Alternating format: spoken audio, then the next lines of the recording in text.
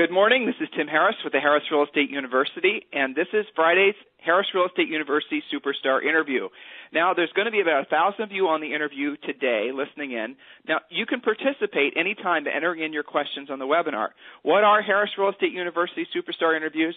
It's Harris Real Estate University's opportunity to give back to the real estate community. These are free real estate training events. One of three things happen on every Friday Superstar interview for those who are uninitiated. Number one, Julie and I will ask a top producing agent, someone like Chris Heller, to be our Superstar expert guest.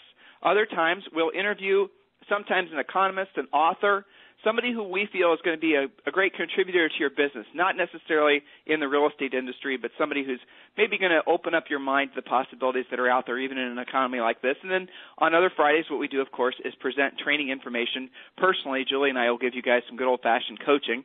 Today's interview is an expert that we, frankly, are very thrilled to have, Mr. Chris Heller. So, Chris, welcome to the call. Thank you. I'm excited to be here.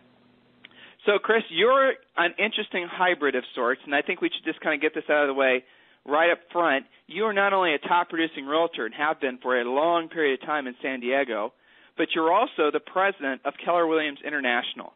So let's tell them what you do at Keller Williams first, and then let's just focus in on the agent aspects, because 99% of the folks listening to the call today, I'm sure, are going to be more intensely interested in that. So what is Keller Williams International, and what are you doing there? Sure. My full-time job is, as Tim mentioned, president of our international division. So my job is to expand Keller Williams outside of North America. So right now we currently operate in the U.S. and Canada, and we're expanding to countries all over the globe. And my job is to make that happen and to lead that division. And I'm enjoying it and challenged by it and having a lot of fun. Okay, excellent. I'm just sort of curious, what countries are first on the list? Well, what we did was we looked at our model of what worked here in the U.S. and North America, and what we know is we succeed when we find great leaders. With all the great models and systems we have, the areas that we excel the most in are the ones that have the best leaders. So our approach has been a little different. Instead of prioritizing countries, our search is just to find the right leaders and the best leaders in those countries, and wherever they show up, that's where we'll go first. So actually, some of the first countries that we'll hopefully be announcing here shortly are countries that I probably a year ago wouldn't have guessed we'd be going to. But again, we've happened to find some really talented people, and they happen to be from those countries, so that's where we'll go first. Interesting. Another curiosity question: what other countries? I know Australia has a very similar real estate model to ours. Are there any other countries that sort of have real estate set up a similar model where there's a buyer agent and a seller's agent in any other countries that you know of? Yeah, but there's more that aren't. There's very few countries that operate as we do as far as the real estate industry. There's some of the Scandinavian countries operate in a similar fashion that we do. As you mentioned, Australia. Some of the Asian countries will operate similar in that they represent buyers and sellers. But again, there's more dissimilarities than there are similarities as far as how we do real estate versus the rest of the world. So since this is going to be posted on the Internet, anybody listening outside of America, you want to take advantage of becoming a Keller Williams early mover in your country, Mr. Chris Heller, and he can easily be found on the Internet. So there you go. All right, Chris, let's jump into the good stuff, the agent stuff, the stuff that most of the listeners today and in replay will be interested in. You sell real estate in San Diego. How long have you been selling real estate in that area? This is my 24th year. 24th year. What did you do before you decided to sell real estate? I was in 5th grade, so it's not much. No, I was actually in college at the time that I got my real estate license in 1983. I either got it right before my 21st birthday or right after my 21st birthday. So I was going to school part-time, and then I started working, not in the resale business. That was probably about 5 years later when I got into resale, and so I was working in the timeshare industry and going to school, and then got into what I do now. So you recently hired the great Monica Reynolds to run your real estate business in San Diego for you. So in Keller Williams parlance, you basically have taken your business to the seventh level, where essentially it's being run by a business person, and it's become somewhat passive for you. Or am I overstating the passive aspect? How much involved are you still? Well, look, when you own a business, you're always involved. So, on a daily basis, I'm in tune with the numbers, with what happened that day, with getting updates. There's not too many days, maybe 1 or 2 days out of the week where I'm making a call and dealing with a situation or a client. But for the most part, over the last several years, a lot of my tasks have been delegated as far as negotiations and listing presentations and those type of things. So it's more just as the owner of the business and monitoring and holding accountable is where it is right now. What's going on in your real estate market? What's going on in the San Diego area right now as far as, here we are going into the second quarter of 2011, a lot of interesting statistics coming out from basically every reporting house that there is saying that real estate is certainly not rebounding. What are you experiencing in your market? For once, those agencies are accurate. It's not rebounding, and I don't think it's going to. I don't think it's going to for a while. Right now, our market's pretty flat. I mean, the inventory, the number of properties coming on the market, the number of properties selling is consistent. Neither one's really increasing or decreasing, so it's just sort of a treading water at the moment. All right, gotcha. So tell us about your team. What is I mentioned Monica. Who else works for you? Well, we have a listing manager. That person's job is to, once we list the property, to handle the file from that moment on. So that means coordinating all the things that get done to get the property on the market, the communication with the client, with the other agents, and he handles the negotiations when offers come in. Once we accept an offer, then it goes to our escrow manager, who takes the file from that point till the closing, and the escrow manager handles everything from the repair for request negotiations to all the communication and paperwork and those type of things. There's an admin person that works with each one of them that does what I'd call sort of the repetitive type tasks or the remedial type tasks, so that they can focus their time on giving great service to the clients. Then we have a short sale manager who just handles all our short sales, because we do a lot of them, and she does all the coordination and gathering of paperwork and submitting of files and those type of things. We have then the sales side of the business, where we have 6 people. One of them is our buyer's specialist. All the buyer leads go to him. He qualifies them. He then sets them up with one of our showing assistants. Our showing assistants show the houses. He handles the contracts and negotiations. They show the properties. He and all the showing assistants also prospect or do lead generation every day, looking for leads and looking for listings. And that's sort of the makeup of the team. So we're having some comments that you're a little hard to hear. Are you on a cordless phone that might have a battery that's given up the ghost? No, I'm not. Okay. I'll try to talk louder if that's... Well, some people said it's a little bit staticky, and I can see what they're talking about. It's just a little bit staticky. That's okay. If it's the best as it's going to get, it's the best it's going to get. How have you changed your team since the market correction or crash or, real estate Armageddon, whatever you want to call it? How have you changed your team? The makeup of the team hasn't changed based on the market, other than the short sale manager, because we weren't doing short sales before the market tanked. But what's changed when the market shifts, and look at it goes through cycles. That's what markets do, and so the only thing we need to do is adapt to what's going on in the market. So as the market shifted downward, we needed to adapt, in sort of our mindset and the things that we were focused on.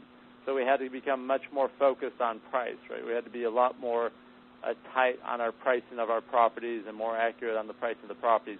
We didn't have that room that if we priced it a little too high, that'd be okay because the market will catch up to us soon. In this market, you price a little too high, and it's the kiss of death. So, we had to get aggressive with our pricing. We had to turn up the intensity with our lead generation because as the market got tighter, we had to get a lot more intense and increase our numbers to do the same amount of business. The other things we had to do is we had to, as prices started to fall, obviously commissions fell, so revenue falls, and we had to be real conscious of our expenses and make sure that we were cutting whatever we could cut and trimming whatever we could trim, so we maintained our profits. Trying to think what else in the shifting market we've had to do. The other thing we've had to do is we've had to have improved our skills a lot. When the market gets tougher, skills become more important. Again, you don't have the market that's helping you along or that will make up for the lack of skills. So it becomes more of a skills-based market. So that means more practicing, more role-playing, better objection handling. Those are the things that we focused on. You said that you're doing a lot of short sales, and that's something that, in San Diego wasn't something you saw very many of, certainly in the last, I'm sure, probably 10 or 15 years. How you handle so let me reverse and ask that question as a secondary question. Your primary lead generators are outbound prospecting calls, correct? Correct. All right, so describe, and I know I've worked with Aaron and some of the other people that work on your team before, but describe to the listeners what we mean. What is it like when I walk into the, Chris Heller real estate team? What do I see as far as lead generation? What does it physically look like? What is the environment like? But we have an actual prospecting room that has, I think we have two of them. One of them has, I think it has 8 prospecting booths. The booths are stand-up booths. They're about 3.5 feet wide, about 3 feet deep. There's a counter. On the counter is the computer, our headsets, a mirror on the wall, and our scripts on the boards inside the booth. And so there's several of us in there every morning on the phones prospecting. We prospect together. There's a synergistic effect. There's more energy. It allows us to hear what other people are saying, and that's a great way to learn new objection handlers, and it also allows us to help each other with challenges or difficult calls or calls that didn't result in the desired outcome. So it's an actual prospecting room. That's what we do in that room. We prospect, and we don't do other things, and we don't have people come in there and interrupt us or anything else that happens. So when did you start hearing the reason that homes were expiring was because the people were just about upside down, right? When did that start becoming an objection? How long ago? Well, look, the market started to shift here in San Diego in 2004, 2005. By 2007, we were starting to see a significant amount of people that had negative equity. Although that's, for some people it's a condition, there's nothing they can do about. For others, it is an objection, and they don't think that they have options, or they don't know what their options are, or they think have a misguided view of what their options are. So then it just becomes a job for us of educating them as to what their options are, and then by doing that, they and us usually get pretty clear on what the best option for them is going to be. Right. So you've educated all of your staff members, the prospectors, to answer the short sale type questions. And because in your market, I would assume that you're running into at least 30, maybe even 40% of all the sellers are upside down or almost upside down with one price change? Yeah, I would say it's more like 40 to 50. Okay. So on your team, you then have a dedicated person that works with the short sales, or have you educated all the outbound prospectors and the guys going on listing appointments to answer those types of questions? How do you have it structured? Yeah, we've educated everyone. Obviously, the short sale manager really knows the ins and outs and the legal issues, but everyone who prospects understands the process. They understand the process that we use, and they understand how to have a conversation with someone about what their options are. Sure, that makes sense. All right, good. So have you guys, I don't know the answer to this actually, but have you started listing REOs? Are you doing anything with that on your team? You know what? Not at any significant level. I mean, we have probably averaged an REO a month. So it's, you know, they come in from a variety of sources and sort of just a fluke happening. It's nothing that we've gone out and pursued. If you want to change that, have Aaron call me after today's interview, and I'll help you guys out. He's on vacation. When he gets back, I'll have him call you. Okay, there you go. All right. So over the last 5 years, this is a good question. I maybe should have asked this at the top, but over the last 5 years, you and your team, how many homes have you guys sold? Over the last 5 years, we probably have averaged about 140 a year. So in this market, are you selling more homes, the same number of homes? How's it changed? We've been pretty consistent. You know, I think we were, the last 3 years were like 150, 144, 148. So it hasn't changed that much. You know, what we've been focusing on last year, we focused on our revenue. We actually sold a few fewer homes last year than the previous year, but increased our revenue because we were working on some higher commission splits and also, focusing on higher price points. This year, in the first quarter of this year, I noticed that our price points were way down again. So, again, refocusing the team on where we're spending our time and energy as far as price points. It's kind of an interesting phenomenon. We interviewed Pat Hyben it had been about a month ago. And, people listening today, listen to the words of a top producer. What I'm hearing Chris describe is the ability to be versatile, the ability to change, the ability to meet the market. He's not beating his head against the wall and saying, oh, why me, and agonizing over the shift. What they're saying is, okay, well, the rules have changed. Let's figure out the new rules are, in some cases, right, what the new rules should be, and then let's meet the market where it is, and then be where the market's going to be. And that's what I'm hearing, and that's what I hear from every time we interview one of these top producers, is they don't stay stuck. They're not loitering. They're moving on. They're looking to where the opportunity is. And, Chris, I think it's important that we point out that your average sale price during the boom, had to be, what, $700,000, $800,000? Yeah, it was about $750,000. And now the average sale price is? About $450,000. So it's a fairly significant, guys, that's an average of what, Chris, $6,000, $7,000 in commission less. So gross-wise, if you're selling the same number of units, the team is making $700,000, $800,000 less per year roughly. That's a pretty significant drop-off. But how have you been able to maintain the level of staff and have that reduced overhead? That reduced revenue. Well, what we've had to do is we've had to reduce expenses, obviously. So we've been able to do things like renegotiate our lease and just cut out a lot of things that weren't bringing in a good return. And there's, when you've been in business as long as we have, or as long as some of your listeners have, there's certain things that you do and you don't even know why you do them because you've just done them so long that way. But then when you actually take a look at it and say, well, do we really need this anymore? What is this? How is this benefiting us? And there's a lot of things that we've been able to cut out and trim down and renegotiate and just do without. So cutting expenses has been one of them. The other is looking at, okay, if the average price point's going down, what can we do to protect our revenue? So one of the things that we've been pretty successful on is on the short sales is the market is such that the agents are used to getting 2.5% commission. And we've been offering out 2.5% commission on our short sales. On our traditional sales, we offer out a normal 3%. But it's this 2.5% just come to be expected on short sales. But we've been able to negotiate a 6% commission with the bank in many cases. So a lot of times we'll end up at 3.5% on a short sale listing on our side. The other thing that we've done, Tim, is that we've focused a lot on double-ending our deals.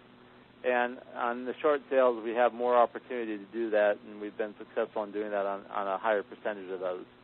Well, you're bringing up an interesting point. So why is it that you have more of an opportunity to double in your short sales versus, say, a normal listing? Well, there's a couple of reasons. Number one, we're whenever you have a listing that you can price really well, it's easier to find a buyer for it. So we have buyers that we attract like any other agent because we have a large listing inventory. And when we have a property that we can show to a buyer at a significantly reduced price, it's easy to get them to take action on it. So because we have this really good inventory, we're attracting a lot of those buyers.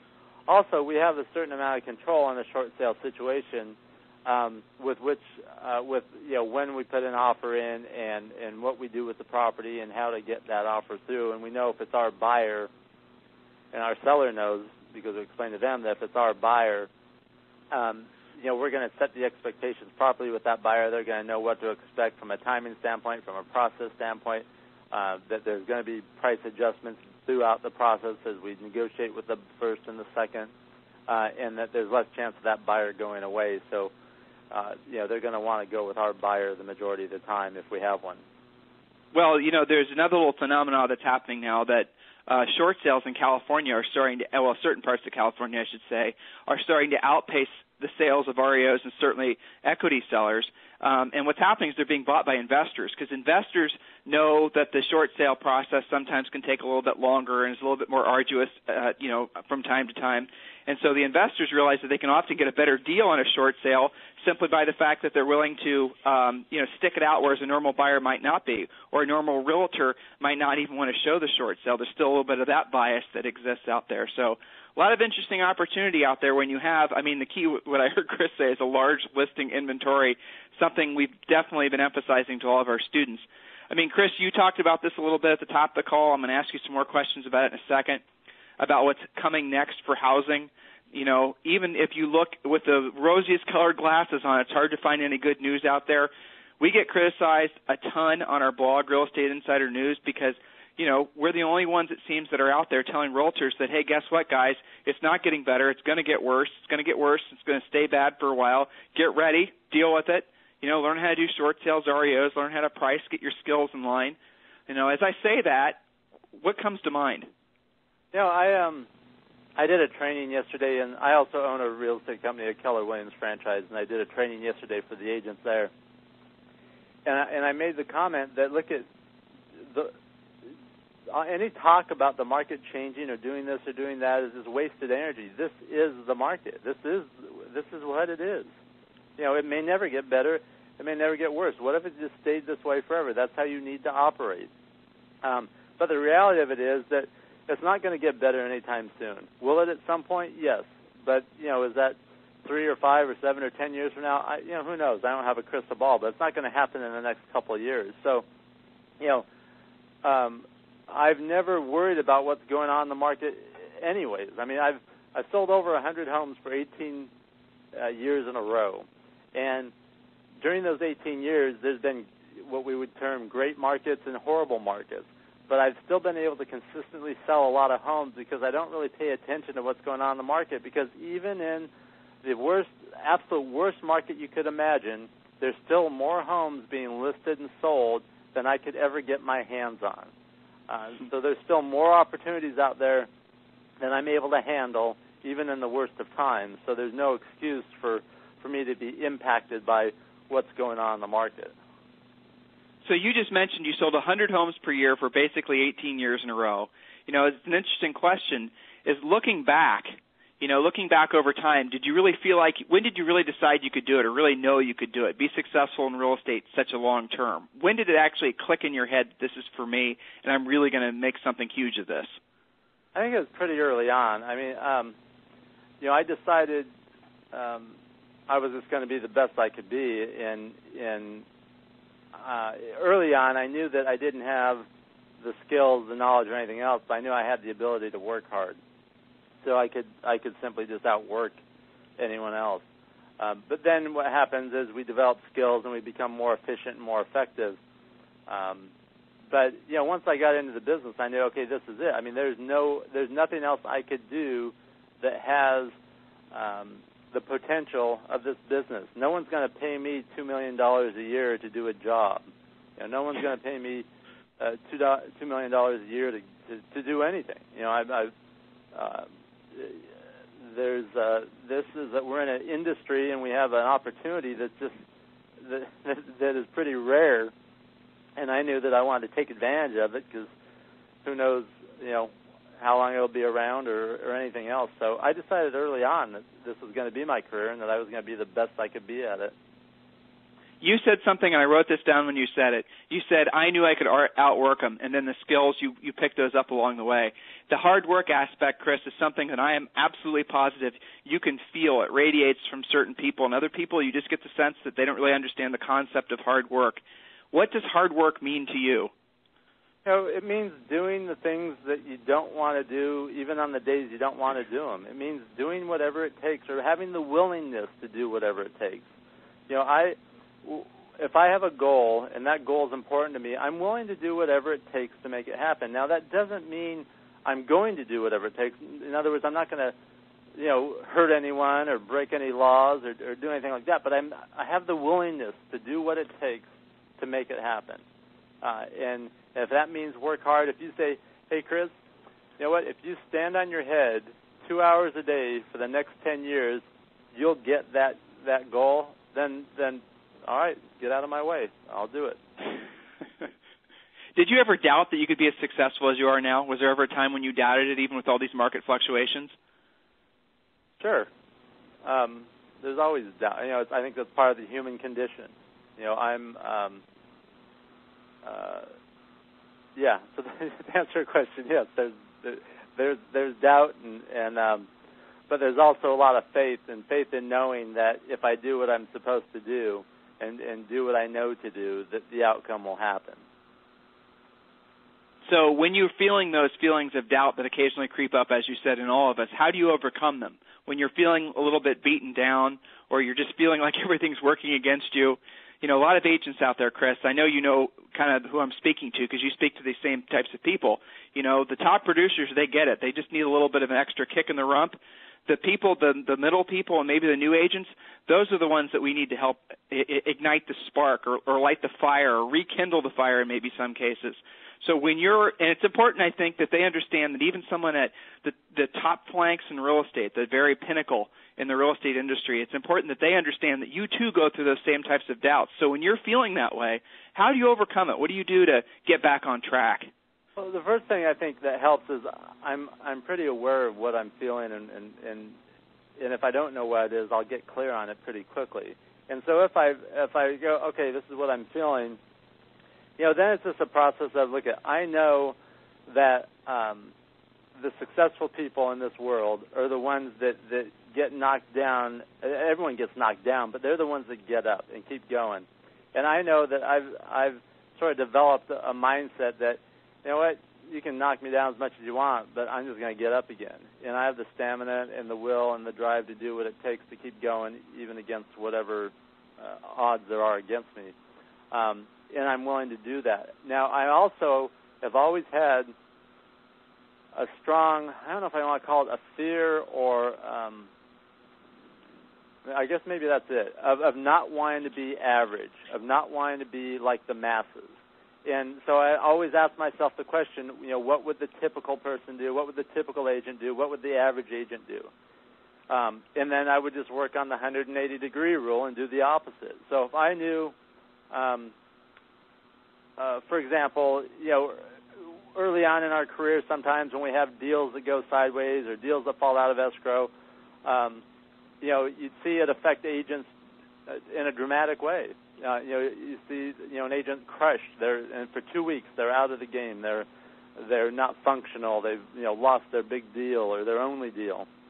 And so I, early on in my career, decided that I was only going to give myself a matter of minutes to be bothered by something like that, and then I would just forget about it and move on. Not that I didn't care. I care as much as anyone, but I wasn't going to let it affect me for any length of time, because then not only would I lose that deal, but I'd lose other deals because it was affecting me. So just developing that mindset that I wasn't going to let those things bother me, or I was just going to get back up and keep going. The other thing that I think makes a big difference is just having a really clear vision of what I want and what it's going to take to get it. And then knowing that if I do the things I'm supposed to do, even when I don't want to do them, I'll get there. And not being willing to get to the end of the year and have not reached my goal and look back and say, gosh, it was just because you didn't do those things those days. I'm not willing to do that. I don't want to have any regrets, in my life or in my business. Interesting. So that is another common denominator that we see.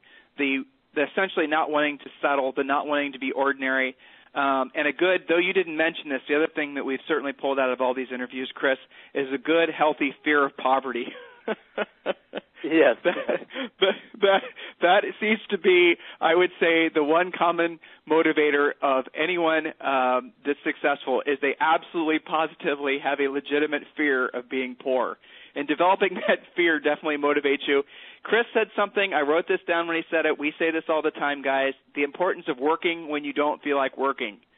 Getting results when you don't feel like getting results. Being okay with the repetitious boredom. I mean, Chris, the truth is when you're successful in this business long term, there's not very many high highs and there's not very many low lows. There's just more of the same. Versus the average agent who basically has super high highs and super low lows because they're just not doing that many transactions. And as you said, every deal is so important. Repetitious boredom, being okay, being bored, and still performing at a high level. Man, is that ever so important. Well, what other qualities have you noticed amongst the top producers that you've come across? I think they all have they've developed a good level of discipline to do those things, to do them when you don't want to do them or do what you're supposed to be doing. And I think there seems to be a lot of mystery about discipline, like it's something magical that some people are born with or that others don't. And it's just a habit, it's just creating the habit of doing something. And having the mindset of whether it's your diet, whether it's your exercise, whether it's your lead generation, saying, hey, I'm not going to do that because that will be bad for me, or I'm going to do this because this will be good for me, and then just doing it.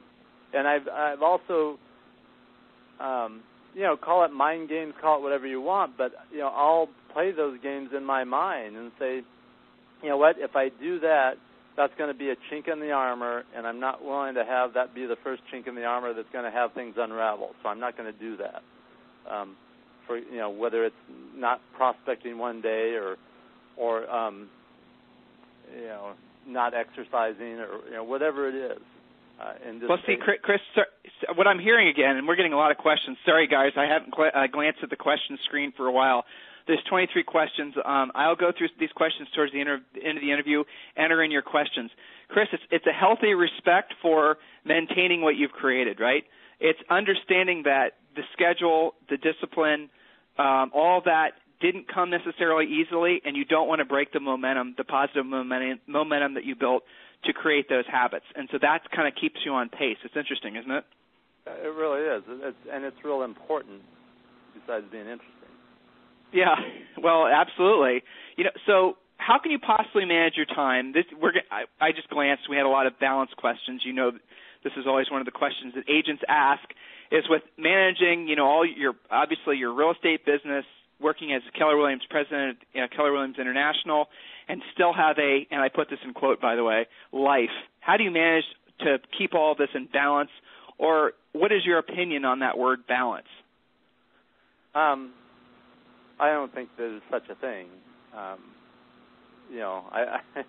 Actually, someone asked me this sometime within the last week, and I said, I think the only time you're balanced is when you're dead. Then everything's the same. But otherwise, there's, there is no. I don't know. I don't think that exists. Now, it's not a bad thing that it doesn't exist. I like what I do, and I don't do things that I don't like. Would I rather be at the beach right now than sitting here in my office with a shirt and tie on? Sure, but I also like what I get by coming to work and doing what I do. So I'm not willing to go to the beach right now and do those things. But I think the real issue and the thing that agents ask is this whole time management thing. Like there's some mystery to it. You can't manage time. Time keeps ticking. There's nothing we can do about it. We all have the same amount of it. It keeps moving. We have no control over it. That's just the reality. The only thing we can manage is ourselves. We can manage ourselves in relationship to time, and we can manage ourselves in relationship to what we're doing in time. But time management, I don't like that term because I think I don't think it exists. I mean, I think we should call it self-management. You guys at Keller Williams should come up with a list of words that are just outdated. I'll give you some more: balance, time management, and here's the other one: multitasking. Yes, those words should be completely removed from the real estate lexicon. They are incorrect. There's a whole bunch of other words too that came out of the 90s. All these types of words, guys, are 100% incorrect in terms of the reality of being successful long term. Chris is talking about it. You've heard every other superstar we've ever talked about it. Here's the key with balance, guys. It's a myth. That's the bottom line. I'll give you a real salient example. So, for example, Chris Heller decided 23 years ago that he wanted to absolutely positively be a top-producing realtor. Chances are he had to work a lot. Chances are he had to work a lot of hours. He had to work hard for a long period of time. And other aspects of his life weren't in balance. Maybe he didn't run, whereas, he would have preferred to stay in better shape. Or, maybe he missed a few softball games or whatever it was because he was trying to accomplish a specific goal. So maybe at a different point in Chris's life, Chris decides he wants to be an Ironman. So he's going to start practicing with a trainer, 8 hours a day. Well, it makes sense that if he were to decide to focus on his physical goals, getting his body maybe more in balance, as it were, that his business then would suffer. So that's really the thing, guys, is those of you who beat your heads against the wall and complain that you're not in balance, well, nobody's in balance. You are focusing on different aspects of your life, different aspects that are important to you, that are important to all of us, at different times in your life. And be okay with that. That's the way it's supposed to be. And, the whole trying to be in balance thing is in the same category as trying to multitask anyway. So, I think we already eliminated those words from the lexicon. Lead generation, lots of questions on lead generation. I think we need to emphasize again that really all you do is outbound prospecting. All you guys do, really, are you doing anything else other than that? I shouldn't make that assumption. Actually, we do one other thing other than that, and that's a radio show, a weekly radio show. Okay, so tell us about that. I actually didn't know about that. I have a weekly 1-hour radio show that's on the main AM station here. It's on the weekends. And when I'm in town, I do the show live. We take calls. When I'm out of town, which is more times than not, we pre-record the show. And it's one of those things where it generates specific results. We measure on a monthly basis not only the number of calls we get, but the number, what those calls turn into and the revenue that it generates versus the cost. And it's one of those things that I was hesitant at first, but said, okay, I'll try this, and it's worked out very well, and it does generate a consistent source of leads for us. So tell us about the radio show. I assume it's an AM station? It's an AM station. It's in fact, we just switched stations This Sunday morning will be our first show on this new station. We were doing a Saturday afternoon show. We're now on AM 600 Kogo in San Diego, which is the number one AM station in San Diego, and it's Sunday mornings from 9 to 10. And it's called Real Estate Right Now with Heller, the home seller. And, we talk about just the truth in real estate. And we'll have pretty much every show is a specific topic. We have a site called Ask Heller, the home seller. And on that site are all the podcasts of all our past radio shows.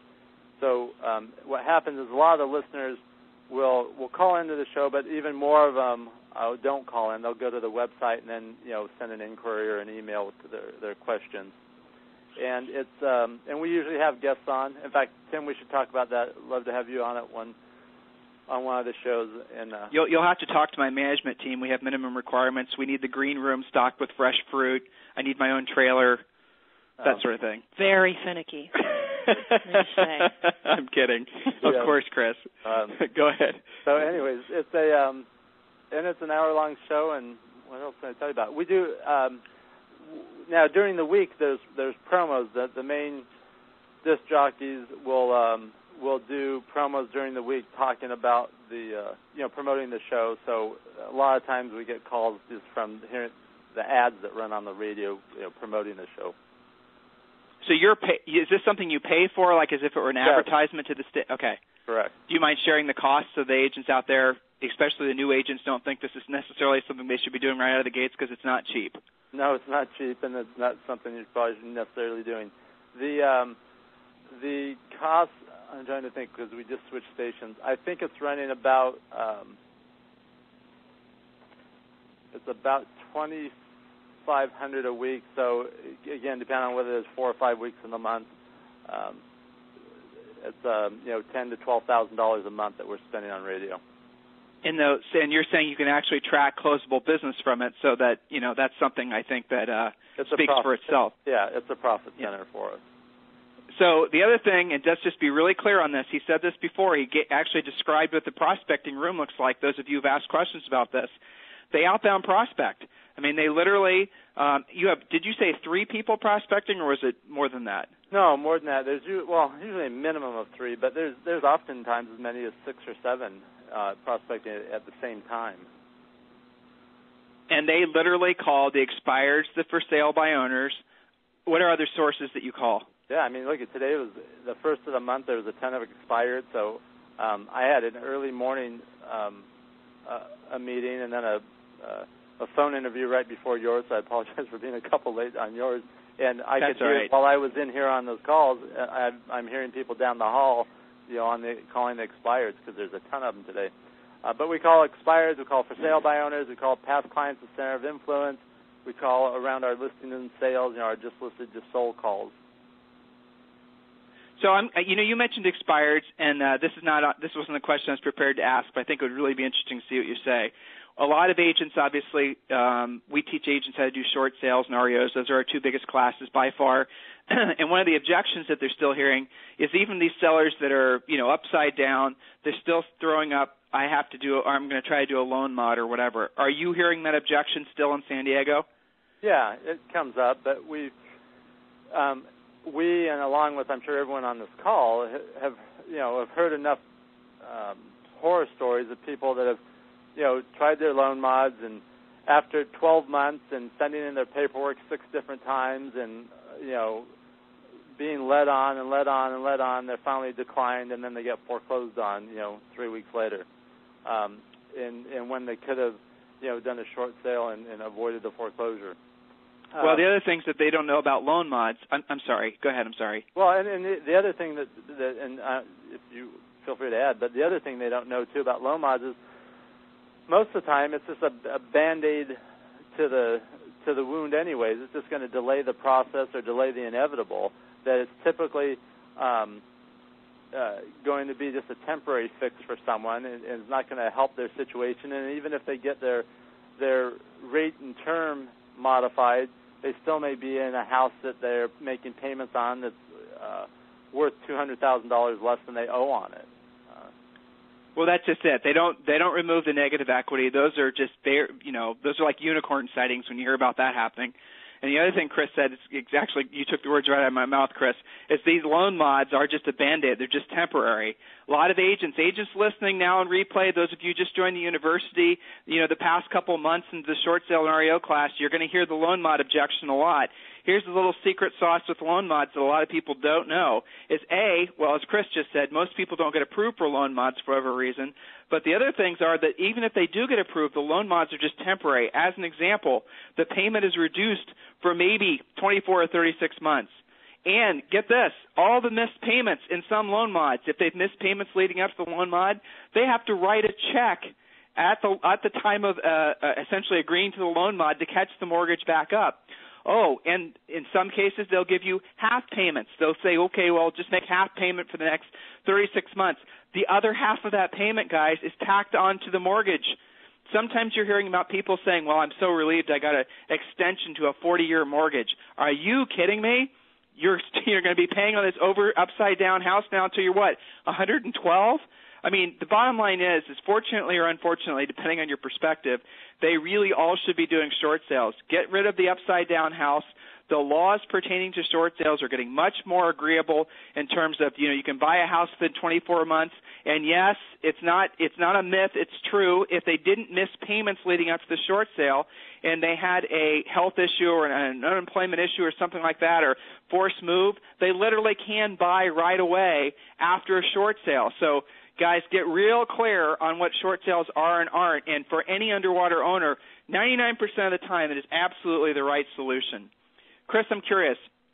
This market correction, you've been in the business a long time. What surprised you about this correction?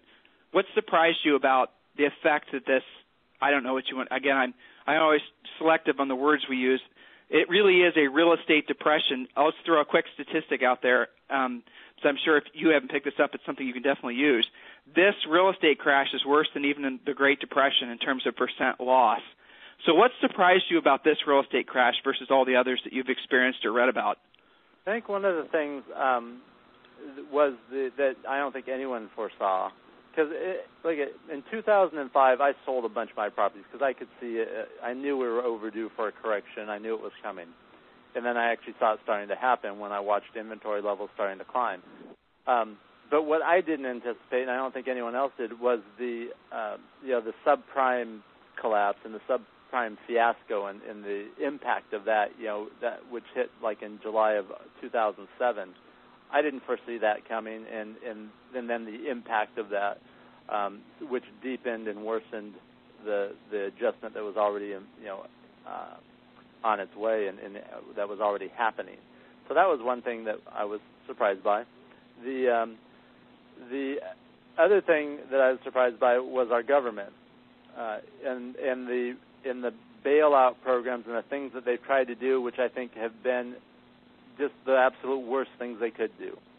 And so, obviously, I'm not afraid to get political here, but if they would just let nature take its course, or would have let nature take its course, we probably would be on the other side of this by now.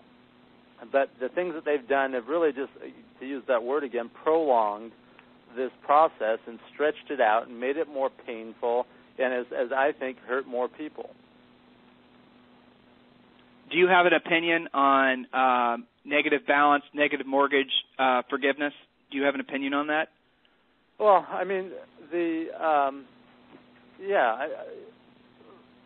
would make a lot more, if they were going to do any sort of bailout, which they've done and it's been all the wrong stuff, it would have made a lot more sense. If they truly wanted to prevent what's happened from happening, it would have made more sense for them just to say, hey, look, we're gonna let you, wipe out this debt on your home, bring it down to what the property's worth, and then we'll make the banks whole with the bailout money.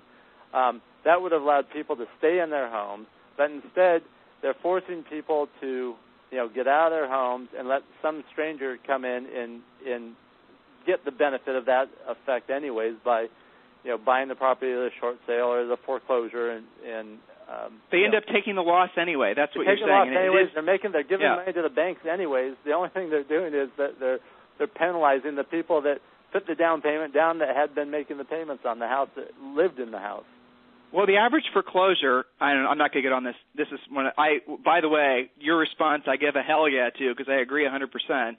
And it's interesting, the industry is coming around to realizing that too, that negative debt forgiveness, getting people right-sized in their mortgages, we don't have to do a complete forgiveness of the negative equity, guys, but what we should do is we should allow it so that the banks write the mortgage down to the current market value, maybe even a little bit under that. History has proven that if people have even a little bit of equity in their houses, they're not going to walk away. And then you can, if the banks insist on having some potential upside in that, well, they still keep the mortgage. They're still making the interest payments every single month. It's not like they're not making profit off that. And in addition to that, maybe they can be tied to some sort of warrant, or there's different legal ways of making it so if the house sells in the next 10 years, any say, for example, equity, any appreciation that happens, the bank would get a certain percent of that, maybe tied to the same percent of the negative balance that they forgave. Guys, in your communities, in your local real estate boards, I hope you're paying attention to what's happening, and I hope you're paying attention to what the National Association of Realtors is trying to get across. Our industry is 100% under attack right now. There's every reason to believe that the 30-year mortgages might go away, that the interest deduction might go away. Pay attention to what's coming out of NAR. They're doing their best to kind of rally the troops. That's all of us. And let's reinforce what they're trying to do, because our industry is being attacked right now from a bunch of different sides, like, frankly, never before. stay connected on Real Estate Insider News because I talk about this stuff obviously every single day. So, Chris, going forward, you talked a little bit about your expectations for the market, and I kind of like what you said. You said this is the market. Whatever it will be, will be. But if you were to throw on your prognosticator's hat and whip out your crystal ball, what would you guess in your particular market? What are you foreseeing for the next, say, decade or 5 years or even 24 months? You can pick whichever horizon you choose. Oh, and it gets foggier the farther out we go. Here, in 2005, I went through all my properties and I asked myself which ones were I willing to hold for 10 years, which ones were I not willing to hold on to for 10 years. And I was in 2005 saying, okay, I think it's going to be 2015 before, by the time we get through all this stuff. And not that I had a crystal ball then, but at the same time I would have said, hey, and I could be way off, but this is the way I'm looking at it. Well, now with each year it's going, well, maybe I was, maybe that was accurate. So I think start taking credit for it, Chris, before somebody else does. So I think in the next couple, at least for the rest of this year and probably next year, I think it's going to get worse in pretty much all fronts. And depending on what other bright ideas our government comes up with, that could be even prolonged farther. I think when, unlike past cycles, when we've hit bottom, it's almost been like a bounce. Like we've hit the bottom and boom, we shoot right up. I don't think that will happen this time, and I don't know that will happen ever again. So I think whenever we do start to see an improvement in values and prices, I think it'll be a long, gradual road that we go down, and that will take not appreciation but inflation. That's kind of what you're describing. Basically, home values will quote unquote go up with inflation, but there won't be there won't be appreciation like there was during the boom. The credit created inflation or appreciation. So as maybe what you're describing is what I've heard a lot of other smart people say is the values may go up, but they're not going up in a sense that, it's really serving any benefit because inflation is hit and everything else is getting more expensive as well. And at the same time, mortgage interest rates and being able to obtain a mortgage. I mean, Chris, it's crazy the standards that they're putting on normal working people to obtain a mortgage. The changes that we've seen happen in the past, 2 years really, just to get a normal first-time buyer type house, it doesn't even make any sense. I'm sort of curious from a corporate perspective, from your perch, being able to look on the entire country and really as you expand internationally, how are you preparing agents? How's Keller Williams preparing agents for this huge shift that we're in the middle of? Again, there's a couple of things. One is, keeping a close eye on your expenses and making sure that we are, leading with revenue, that we're not spending money that we don't have, that we're, cutting down on everything that we can to minimize our outgo. And then looking at being as efficient and effective. I always call it the 2 E's, right? The two things that we can control that directly impact revenue. That's our efficiency and our effectiveness. Our effectiveness are our skills. How can we increase our level of skill so that we can get more results or better results with the same time or the same energy spent? Efficiency is our systems. What can we do from a system standpoint, checklists, procedures, to be more efficient, to get things done quicker, smoother, easier, in the same amount of time or with the same amount of energy spent. So those are the things that we focus on is just, again, how do we become more efficient, how do we become more effective, and where can we cut expenses? That's the bottom line, and pay attention to the bottom line. I mean, that's the product that your real estate business produces is not home sales. Really, at the end of the day, guys, it's profit. Henry Ford made Model Ts. Apple makes, iPods. Your business should produce profit. That's obviously, that's really why you're in this business. Home sales mean nothing if you're not actually putting money in your pocket. So the last question I have for you, Chris, I think I'm going to modify slightly. So you're speaking to a lot of agents. You speak to a lot of agents every single day. If there's one message that you could sort of get through to their head, maybe in addition to something you've already said today, if there's one almost like switch you could flip in their heads, all the agents you come across, thousands I'm sure, what would it be? Oh, man, it's hard narrowing it down to one message. But, we're in an industry that is so great in that there's opportunities like the ones that you present, Tim, and the one you're presenting right now, where we don't have to try to figure it out, or we don't have to spend time or energy looking for the magic answer, or the secret weapon, or the hidden truth. It's right there, what we need to do. People like you are sharing the message and telling agents what they need to do to be successful. So in our industry, we don't need to spend any time trying to figure things out. It's there for us. Our only job is just to do what we should be doing each day to make those things happen. Don't worry about what anyone else is doing or comparing yourself to other people. Just do your job every day. Control yourself and control your mind and control your schedule, and then you'll have control over your business and your finances and everything else. I can't think of any better way to end today's interview. Chris, I certainly appreciate your time today. I need to get Monica to do an interview, so if you could give her a little nudge. She's probably listening now, so Monica, you're on my list. But Chris, I really sincerely appreciate your time today. You have been, as long as Julie and I have been in the real estate business since the early 90s, you've certainly have always been a leader, someone who's always, calm and cool and collected and very consistent. And I certainly appreciate what you've meant to the real estate industry, and I sincerely appreciate you being this week's superstar. It's my pleasure completely. So, guys, there it is. You've heard directly from one of the nation's top producers, not just someone who's done well for a year or two, but someone who's done well for 24 years. The messages that you've heard coming from Chris are very consistent, and you'll find that they're almost exactly, I can think of no exceptions, they are exactly what we have been coaching all of you to do, using the same words and phraseology. And what you're going to discover is that all top producers inside of our industry and all successful people, period, all have the same ethos. Those of you who are searching for the secret sauce, or those of you who are searching for some sort of outside inspiration, there's no one better to give it to you than Mr. Heller. So, Chris, thank you for being our superstar today, and thank all of you for joining us for today's Harris Real Estate University Superstar Interview. To listen to past superstar interviews, go to realestateinsidernews.com. Thank you for joining us.